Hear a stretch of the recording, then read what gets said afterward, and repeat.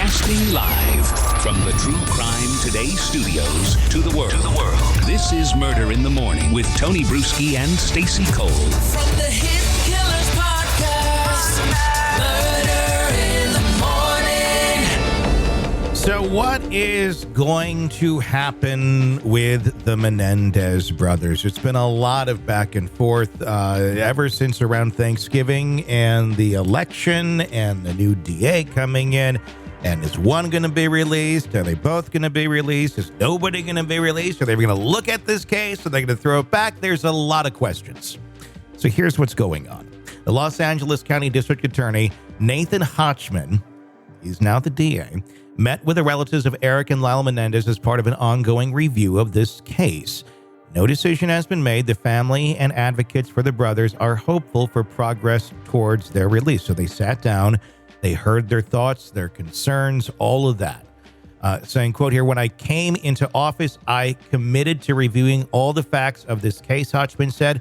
He explained that the review includes thousands of pages of prison records, trial transcripts, and other legal documents. Additionally, Hochman is consulting prosecutors and defense attorneys from the case's original trials. Over 20 relatives of the Menendez brothers attended a meeting with Hochman, which he described as a very productive and an informal, off-the-record discussion, according to Hochman.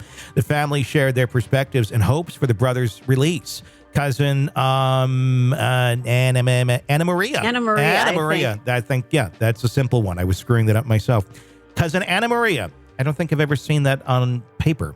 Bartlett spoke briefly to reporters after the meeting, expressing gratitude for Hochman's time. The 35-year-old process has been incredibly traumatizing for us, and I'm sure you can all imagine, she said. Bartlett reiterated the family's call for immediate release, stating that's going before a parole board would only serve to re-traumatize us. The Menendez brothers, of course, convicted of the 1996 murders of their parents, Jose and Kitty Menendez, in the Beverly Hill home in 1989.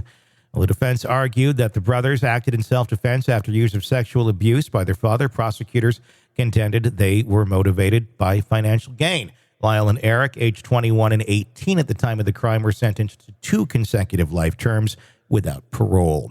And in October of this last year, former District Attorney George Gascon recommended the brothers' sentences be adjusted from life without parole to 50 years to life, which could allow for parole eligibility. Gascon cited their rehabilitation efforts and the role of trauma in the crime.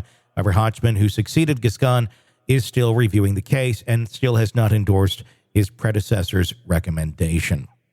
Beyond the resentencing now, the Menendez brothers have filed a habeas corpus petition to introduce new evidence and requested clemency from California Governor Gavin Newsom. Newsom stated he would defer to Hochman's review before making any clemency decisions. There's a lot of legal complications. An attorney for the brothers recently petitioned to move the case to the California Attorney General's office, citing a conflict of interest involving Hochman's recent appointee, Catherine Cady. Cady previously represented a family member advocating against the brothers' release. Hochman assured the public that Cady is walled off from the Menendez case. Menendez brothers scheduled to appear in court later this month for a hearing in their resentencing case. For now, though, their fate will remain uncertain as Hochman's office continues its thorough review. That's where it is. You know, before Christmas came around, we thought they'd be out by Christmas. We were saying Thanksgiving originally. Yeah, we were. Yeah. A lot of people were. Yeah. Part of me, not even taking into account what they did. I mean, because they killed their parents. I mean, for whatever reason they did, even if they, did have some pretty good reason to do it, they still killed 2 people. But this is kind of putting them through the ringer, I think.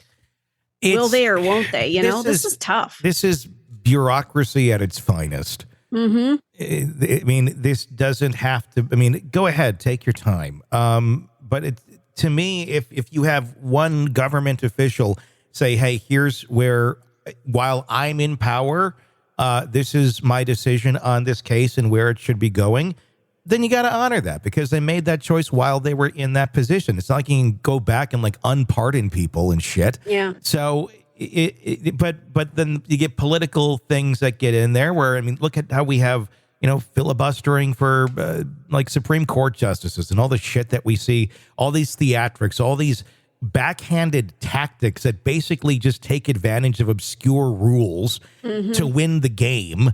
And that's how people function. It just goes in the face of how things are supposed to run and how they're supposed to be structured. Now, everything has to go through some weird backhanded way of handling this. I mean, it should go now to the board. The district attorney said, hey, this is what I think.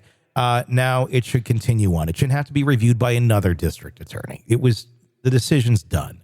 And then if it's going to stop somewhere else along the way, let it stop somewhere else along the way. Yeah, I agree. I couldn't say it any better. I think that's exactly what should happen. It's bullshit, but it's how our system works. And is there any other better systems out there? I don't know. Honestly, I haven't looked into it that closely, so I can't, speak on it. Maybe there is. I'm sure plenty could make arguments for it. But yeah, we certainly have issues here without any doubt. So we'll see what happens here. I think it's going to drag on for quite a while. Yeah, I don't think we're going to see anything in the next 30, 60 days. I think it's going to be one of these, we're out enjoying summer and, the ice cream truck goes by and all of a sudden we hear, the Menendez brothers were just released. I think it's going to be one of those deals. And at that moment, I'm going to throw my ice cream in the air and scream for joy. Ice cream man, come back. The Menendez brothers are free. Ice cream for all of the children. You're in the thick of a true crime saga, every detail sinking in. And then, wham, a commercial about something you couldn't care less about. It's like being served a microwaved dinner at a 5-star restaurant. But it doesn't have to be this way. Go for True Crime Today, Premium Plus on Apple Podcasts. With True Crime Today Premium Plus, you get uninterrupted, ad-free episodes, extended interviews that dig even deeper into the muck, and early access so you can brag to your friends. It's like ordering the secret menu at a crime buffet. So, search for True Crime Today Premium Plus on Apple Podcasts, subscribe, and savor every twisted detail without interruption.